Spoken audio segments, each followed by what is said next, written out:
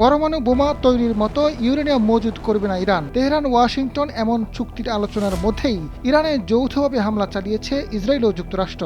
AP জানিয়েছে, ইরানের রাজধানীতে চালানো এই হামলায় দেশটির সর্বোচ্চ নেতা আয়াতুল্লাহ আলী খামেনির কার্যালয়ের কাছাকাছি এলাকা হয়েছে। মার্কিন কর্মকর্তারা জানিয়েছেন, ইরানের উপর চালানো হামলা যুক্তরাষ্ট্র ও ইসরায়েল যৌথ সামরিক অভিযানের অংশ ছিল। আল জাজিরাকে দেওয়া তথ্য অনুযায়ী এই হামলা দুই দেশের সমন্বিত সামরিক পদক্ষেপ হিসেবে পরিচালিত হয়েছে।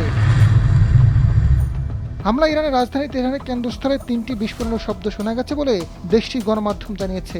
দেশটির বার্তা সংস্থা ফার্স্ট নিউজ এজেন্সি তার প্রতিবেদনে জানিয়েছে, রাজধানী রিপাবলিক এলাকায় একাধিক ক্ষেপণাস্ত্র আঘাত হেনেছে।